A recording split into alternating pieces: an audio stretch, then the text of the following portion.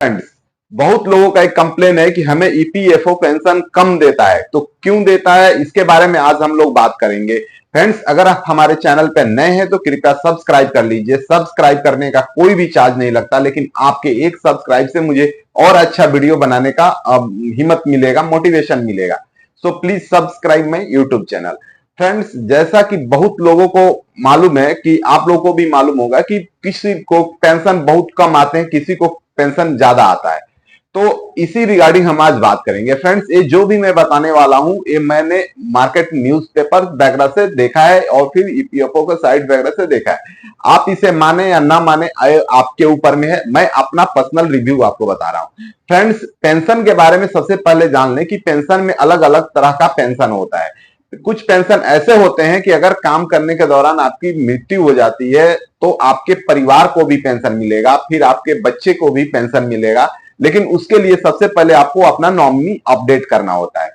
Friends, pension का calculation ये है किसी को कम और किसी को ज्यादा क्यों आता है। मान लीजिए कि आपने सिर्फ 10 साल ही पेंशन किया है और आप 60 साल के बाद घर पे बैठ गए या 58 के बाद घर पे बैठ गए, तो आपका जो पैसा जमा है वो तो मात्र 10 साल ही जमा है, उसी का कैलकुलेशन है। हो सकता है कि वो 10 साल में भी आपकी सैलरी 15,000 20,000 की रेंज में हो और जो पीएफ कट रहा हो मात्र 1,000 1200 रुपए कट रहा हो, 1,800 नहीं कट रहा हो, तो आपको तो पेंशन कम मिलेगा।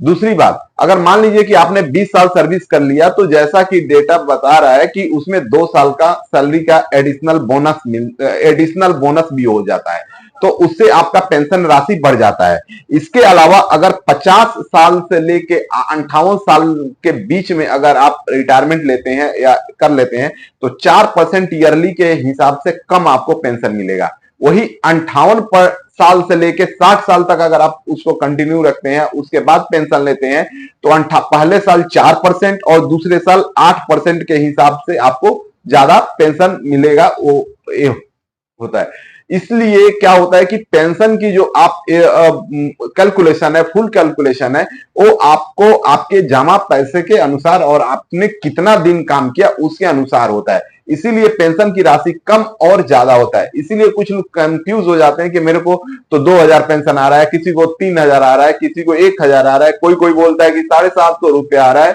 जो मार्केट में लोग मुझे बताते हैं वो मैं बता रहा हूं, वैसे मैंने उनका देखा नहीं है जो उनको एक्चुअल आता कितना है और वो बता क्यों रहे। फ्रेंड्स, अगर आपको पीएफ का फुल कैलकुलेशन जानना है तो आपको पीएफ के वेबसाइट ईपीएफओ के वेबसाइट पे जाना है। ईपीएफओ के वेबसाइट पे जाइए, वहां पे आपको पीएफ कैलकुलेटर आएगा, उसमें जाके आप अपना पूरा कैलकुलेशन देख सकते हैं। आपको वहां से मिल जाएगा कि आपने कितना आपको मिलेगा, पेंशन मिलेगा। फ्रेंड्स, अगले वीडियो में फिर कुछ नए बातों के साथ आएंगे, तब तक please subscribe my YouTube channel. Thank you.